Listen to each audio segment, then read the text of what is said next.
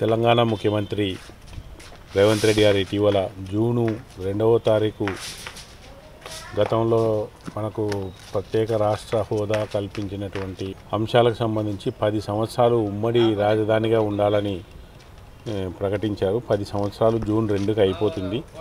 ఆంధ్రప్రదేశ్కు సంబంధించినటువంటి ఆస్తులన్నీ ఆక్యుపై చేసుకోండి అని చెప్పేసి, దాన్ని ఆక్రమణ చేయండి అని చెప్పేసి అధికారులకు పిలిపించినట్లు వార్తలు వస్తున్నాయి.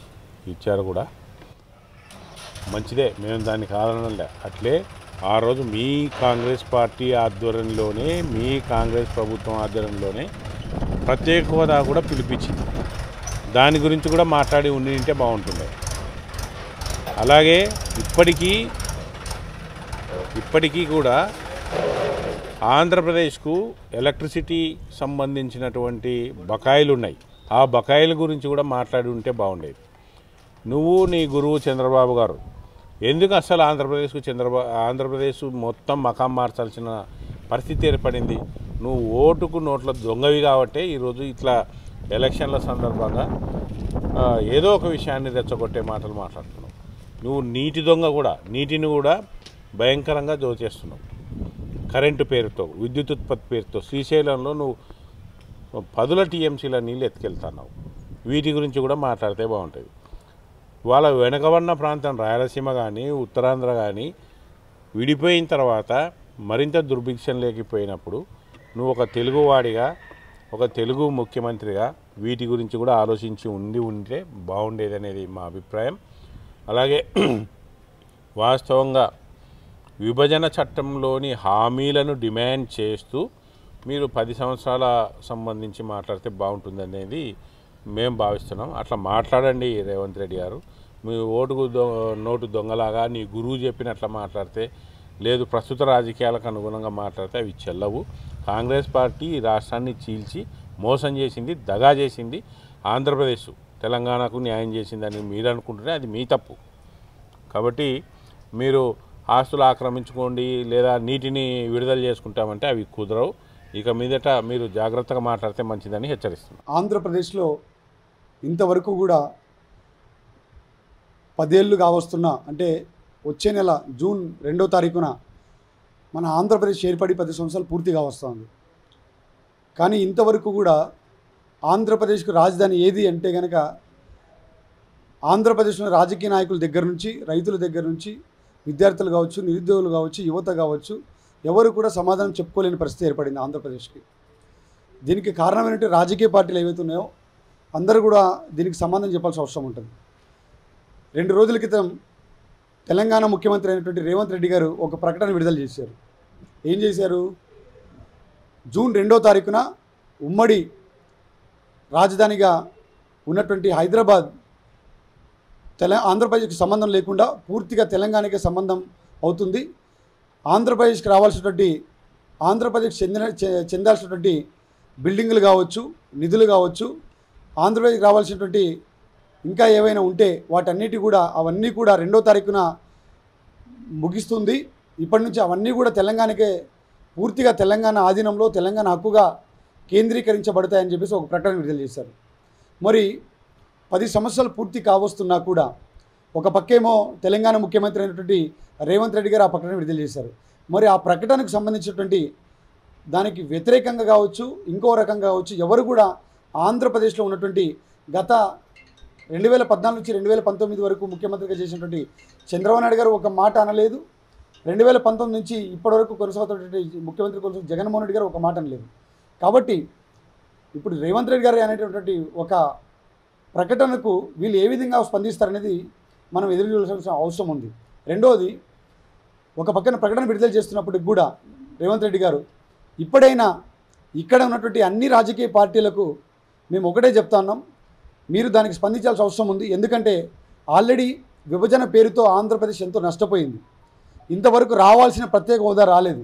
మరి ప్రత్యేక హోదా రాలేదంటే దానికి కారణం ఇక్కడ ఉంటే రాజకీయ పార్టీలా, లేకపోతే మోడీ గారా, లేకపోతే అధికారంలో, కేంద్రంలో అధికారంలో బీజేపీ అనేది అందరూ కూడా క్వశ్చన్ మార్క్ చేసుకోవాల్సిన అవసరం ఉంది. ఒక పక్క విద్యార్థులు, నిరుద్యోగులు, విద్యాగస్తులు పెద్ద ఎత్తున ప్రత్యేక హోదా కావాలని రోడ్ల మీదకి వచ్చిన సందర్భాలు, అనేక సందర్భాలు మనం చూసాం. కానీ ఇంతవరకు కూడా ప్రత్యేక హోదా లేదు. అదే ప్రత్యేక హోదా ఇచ్చింటే ఈ పార్టీకి ఆంధ్రప్రదేశ్లో రాజధాని ఏర్పడేది. 2019లో 2014లో అధికారంలోకి వచ్చినటువంటి చంద్రబాబు నాయుడు గారు అమరావతి రాజధానిగా మేము ఏర్పాటు చేయబోతున్నామని చెప్పేసి అమరావతిలో శంకుస్థాపన చేసేసి పునాదులు వేసేసి బిల్డింగులు పూర్తి స్థాయిలో కట్టకుండా జస్ట్ తాత్కాలిక రాజధాని తాత్కాలిక హైకోర్టు అనే పేరు మీద మమ అనిపించేశాడు. కానీ పూర్తి స్థాయిలో ఏది కూడా పూర్తి కాలేదు. అలాగే 5 ఏళ్ళు చంద్రబాబు గారు కాలం గడిపారు. మళ్ళీ దాని పేరు మీద ఎన్నో అవకతవకలు జరిగాయి, ఎన్నో అవకతవకలు జరిగాయి. అదేవిధంగా అనేక మంది అక్కడ రియల్ ఎస్టేట్ పేరు మీద భూములు కొనుగోలు చేశారని ఒక ఆరోపణ ఉంది. దాని మీద సిఐడి కావచ్చు, సిబిఐ కావచ్చు ఎంక్వైరీ చేశారు. సో రెండవది 2019 నుంచి 2024 అధికారంలోకి వచ్చినటువంటి జగన్మోహన్ రెడ్డి గారు కూడా 3 రాజధానుల పేరు మీద కాలయాపన చేశారు. కానీ ఎక్కడ కూడా మూడు రాజధానుల పేరు మీద ఒక శంకుస్థాపన కావచ్చు, లేకపోతే బిల్డింగ్లు పూర్తి చేయాల్సిన కార్యక్రమాలు ఏవి కూడా పూర్తి కాలేదు. కాబట్టి మా యొక్క విన్నపం ఏంటంటే ఏ ప్రభుత్వం అధికారంలోకి వచ్చినా కూడా త్వరగా రాజధాని కార్యక్రమాలు పూర్తి చేయాల్సిన అవసరం ఉంటుంది. ఈరోజు రాజధానిలో 10 సంవత్సరాల రాజధానిలో ఉన్నటువంటి రాజధాని కేంద్రంగా ఉన్నటువంటి హైదరాబాద్లో ఆంధ్రప్రదేశ్కి రావాల్సినటువంటి పెట్టుబడులు కావచ్చు, ఆంధ్రప్రదేశ్కి చెందాల్సినటువంటి ఆస్తులు కావచ్చు, ఆంధ్రప్రదేశ్కి ఇవ్వాల్సినటువంటి పెద్ద ఎత్తున డబ్బులు కావచ్చు, ఇవన్నీ కూడా నిధులు కావచ్చు, ఇవన్నీ కూడా ఆంధ్రప్రదేశ్కు రాబట్టుకోవడంలో వీళ్ళందరూ కూడా విఫలమయ్యారు. కాబట్టి ఇప్పుడైనా ఈ విషయంలో ఇక్కడ ఉన్నటువంటి షర్మిల గారు కూడా మాట్లాడాల్సిన అవసరం ఉంది. ఎందుకంటే మీరు ఇక్కడ కాంగ్రెస్ తరఫున పిసిసి ప్రెసిడెంట్గా ఉన్నారు, అక్కడ మీ పార్టీ అధికారంలో ఉంది. ఖచ్చితంగా ఆంధ్రప్రదేశ్కు ప్రత్యేక హోదా గురించి మీరు మాట్లాడుతూ ఉన్నారు. మీరు అదే విధంగా ఆంధ్రప్రదేశ్ నష్టపోయింది కాబట్టి ఒక పక్కన షర్మిల గారు కూడా ఈ విషయంలో ఖచ్చితంగా రేవంత్ రెడ్డి గారితో మాట్లాడి ఖచ్చితంగా ఆంధ్రప్రదేశ్కి రావాల్సినటువంటి నిధులు కావచ్చు, అక్కడ ఆస్తులు కావచ్చు, ఏవైనా సరే రాబట్టుకోవాల్సిన అవసరం ఉంది. ఎవరు స్పందించకపోతే పెద్ద ఎత్తున రాయలసీమ విద్యార్థి యువజన ఐక్య సంఘాల వేదిక ఆధ్వర్యంలో హైదరాబాదులో ఖచ్చితంగా మేము 10 సంవత్సరాలకు ఆంధ్రప్రదేశ్ చెందిన ఆస్తులపైన మేము పెద్ద ఎత్తున ధర్నాలు చేస్తాం. అదేవిధంగా సీఎం రేవంత్ రెడ్డి గారికి వ్యతిరేకంగా మేము కార్యక్రమాలు చేస్తాం. మా ఆంధ్రప్రదేశ్ విషయంలో, మా రాయలసీమ విషయంలో మమ్మల్ని వెనక నెట్టేస్తే ఏ విధమైనటువంటి కార్యక్రమాలకైనా మేము పూనుకుంటాం. ప్రభుత్వాలు మా యొక్క ఆందోళన చెవి చూడాల్సిన అవసరం ఉంటుంది. కాబట్టి వెంటనే మీరు ఈ జూన్ 2వ తారీఖున లోపల మాకు రావాల్సిన ఆస్తుల విషయంలో, నిధుల విషయంలో ఖచ్చితంగా మీరు మాకు ఇవ్వాల్సిందే. దాని రకంగా ఇక్కడ ఉన్నటువంటి అధికార పార్టీలో ఉన్నటువంటి జగన్మోహన్ రెడ్డి గారు, ప్రతిపక్షంలో ఉన్నటువంటి చంద్రబాబు నాయుడు గారు, అదేవిధంగా బీజేపీ కావచ్చు, అనేక పార్టీలు, జనసేన అంటే పవన్ కళ్యాణ్ గారు కావచ్చు, కమ్యూనిస్టు పార్టీలు కావచ్చు, అందరూ కూడా ఈ విషయంలో మాట్లాడాల్సిన అవసరం ఉంటుంది. ఎట్టి పరిస్థితుల్లో ఎవరైనా మేము మాట్లాడితే ఇక్కడ ఉన్న నాయకులు మేము తెలంగాణలో ఉన్నటువంటి ఆస్తులు ఆంధ్రప్రదేశ్ రావాలని మాట్లాడితే తెలంగాణలో వీళ్ళకు ఉన్నటువంటి ఆస్తులు ఎక్కడ మాకు డ్యామేజ్ జరుగుతుందనే ఒక భయాందోళన ఉంటే మాత్రం అది మీ పొరపాటు.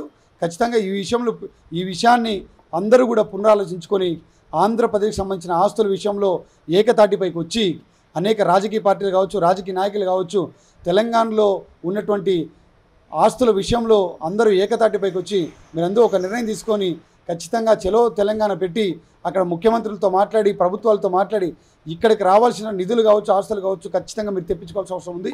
లేదంటే మేమందరూ కూడా ఒక తాటిపైకి వచ్చి ప్రభుత్వాలకి, రాజకీయ పార్టీలు పక్కన పెట్టేసి ఒక తాటిపైకి వచ్చి పెద్ద ఎత్తున మేము ఉద్యమాలు చేస్తామని తెలియజేసుకుంటున్నాం. సునీల్ రెడ్డి రాయలసీమ విద్యార్థి యువజన ఐక్య సంఘాల ఆధ్వర్యంలో మేము ఈ కార్యక్రమం చేపడుతున్నాం. సునీల్ రెడ్డి రాయలసీమ విద్యార్థి యువజన సంఘాల జేఏసీ కన్వీనర్. ఆంధ్రప్రదేశ్లో ఉమ్మడి ఆంధ్రప్రదేశ్ రాష్ట్ర విభజన జరిగిన తర్వాత ఉమ్మడి ఆంధ్రప్రదేశ్ హైదరాబాద్లో ఆంధ్రప్రదేశ్ సంబంధించినటువంటి ఆస్తుల్ని విభజన చేయడం జరిగింది కేంద్ర ప్రభుత్వం. అయితే 2014 నుంచి 2024 వరకు 10 సంవత్సరాల పాటు ఉమ్మడిగా దాన్ని అనుభవించుకోవచ్చు, అక్కడ భాగస్వామ్యం కూడా కావాలని చెప్పి చెప్తా ఉంది. అయితే నిన్న కాంగ్రెస్ పార్టీ ముఖ్యమంత్రి రేవంత్ రెడ్డి గారు ఏవైతే ఆంధ్రప్రదేశ్ ఆస్తులు ఉన్నాయో ఆ ఆస్తులన్నీ కూడా మేము స్వాధీనపరచుకుంటామని చెప్పి చెప్పడం జరిగింది. అయితే ఆంధ్రప్రదేశ్ తీవ్రమైనటువంటి అన్యాయం జరిగింది. రాజధాని లేదు, లేదా విభజన హామీలు ఏమాత్రం అమలు చేయలేదు, ప్రత్యేక హోదా ఇవ్వలేదు. అదేవిధంగా ఇది రీఆర్గనైజేషన్ యాక్ట్లో అనేకమైనటువంటి హామీలను కేంద్ర ప్రభుత్వం ఇచ్చింది. అయితే ఈ 10 సంవత్సరాల కాలంలో కాంగ్రెస్ పార్టీ ఇచ్చినటువంటి హామీలని ఈరోజు నరేంద్ర మోడీ 10 సంవత్సరాల కాలంలో ఏ ఒక్క హామీలు కూడా అమలు చేయలేదు. ఈరోజు వెనుకబడినటువంటి రాయలసీమ ప్రాంతానికి ప్రత్యేక ప్యాకేజ్ ఇస్తామని చెప్పినారు, లేదా బుందేల్ఖండ్ తరహా ప్యాకేజ్ ఇస్తామన్నారు, లేదా ఉత్తరాంధ్రకు ప్రత్యేక ప్యాకేజ్ ఇస్తామన్నారు. ఇవన్నీ ఇవ్వకుండా ఈరోజు కేంద్ర ప్రభుత్వం ఇలాంటి నిర్ణయాలు తీసుకోవడం అనేటువంటిది కాదు. ఈరోజు ప్రత్యేక హోదా కావాలని చెప్పేసి 10 సంవత్సరాల నుంచి అడుగుతా ఉన్నాం. ఆ రోజు ప్రతిపక్షంలో ఉన్నటువంటి నరేంద్ర మోడీ స్వయంగా రాయలసీమ తిరుపతిలోనే వచ్చి మేము ప్రత్యేక హోదా ఇస్తామని చెప్పి ఈరోజు ఇంతవరకు అమలు చేయలేదు. కాబట్టి ఇలాంటి అనేకమైనటువంటి సమస్యలు ఉన్నాయి. ఈ సమస్యలు పరిష్కారం కాకుండానే మేము మళ్ళీ అవి ఆక్రమించుకుంటాం అనేటువంటిది కరెక్ట్ కాదనేటువంటిది సిపిఐగా మేము భావిస్తూ ఉన్నాం. కాబట్టి ఈ ఆంధ్రప్రదేశ్కు జరగాల్సినటువంటి న్యాయాన్ని జరగలేదు. జరగకపోవడం అనేది ఈ 5 సంవత్సరాల కాలంలో విజయవాడ అమరావతిలో రాజధాని చేస్తామన్నారు, మళ్ళీ 3 రాజధానులు అని చెప్తా ఉన్నారు. ఈరోజు ఏ ఒక్కరికి కూడా ఆంధ్రప్రదేశ్ రాష్ట్ర ప్రజానికానికి ఒక అయోమయానికి గురి చేసేటువంటి పరిస్థితి ఉంది. రాజధాని లేదు, లేదా ఉత్తరాంధ్రకి వెనుక రాయలసీమకి వెనుకబడినటువంటి ప్రాంతాలకి ప్రత్యేక ప్యాకేజీ లేదు, లేదా అనేకమైనటువంటి కడప స్టీల్ ప్లాంట్కి నిధులు లేదు. ఉన్న విశాఖ స్టీల్ ప్లాంట్ని కూడా ఈరోజు బహిరంగంగా వేలం వేసి అమ్మేటువంటి కేంద్ర ప్రభుత్వం ఉంది. కాబట్టి ఇవన్నీ సమస్యలు పరిష్కారం కావాలని చెప్పేసి కోరుతా ఉన్నాం.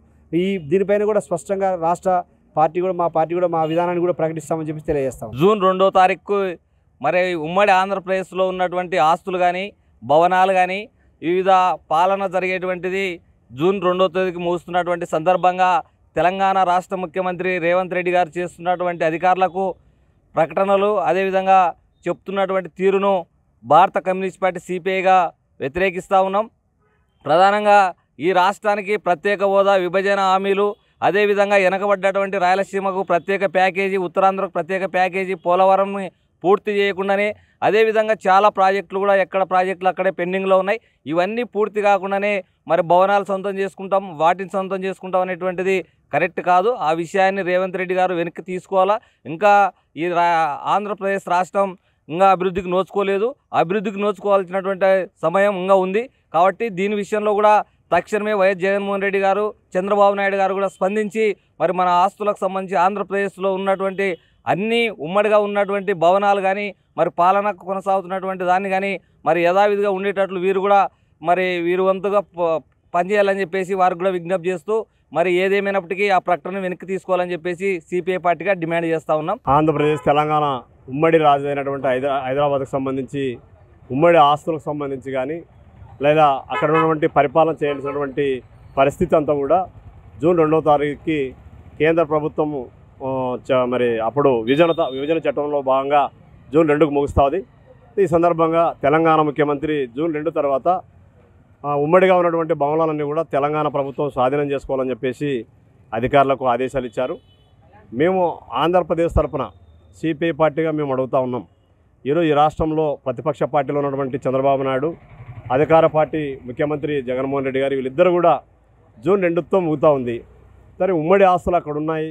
ఇంకా ఈ రాష్ట్రానికి జరగాల్సినటువంటి న్యాయమైన విభజన చట్టంలో పోలవరం నిధులు కావచ్చు, లేదంటే రాయలసీమకు సంబంధించిన ప్రత్యేక ప్యాకేజీ కావచ్చు, అలాగే కడప ఉక్కు ఫ్యాక్టరీ కావచ్చు, లేదా విశాఖపట్నం మరి ప్రైవేటీకరణ విషయం కావచ్చు, లేదా ఇక్కడ ఉన్నటువంటి పోర్టుల అభివృద్ధికి సంబంధించినటువంటి ప్యాకేజీ కావచ్చు, ఈ రాష్ట్రంలో ఉన్నటువంటి సాగునీటి ప్రాజెక్టుకు సంబంధించిన నిధులు కావచ్చు, అలాగే ఈ రాష్ట్రంలో ఉన్నటువంటి ఇన్స్టిట్యూషన్స్ అంటే విద్యా వైద్యానికి సంబంధించినటువంటి ఇన్స్టిట్యూషన్స్ తీసుకొని రావాలని చెప్పేసి ఏదైతే విభజన చట్టంలో పొందుపరిచారో వాటన్నిటిలో ఒక్కటి కూడా ఇప్పటివరకు ఆంధ్రప్రదేశ్ రాష్ట్రానికి కేంద్ర ప్రభుత్వం ఇవ్వలేదు.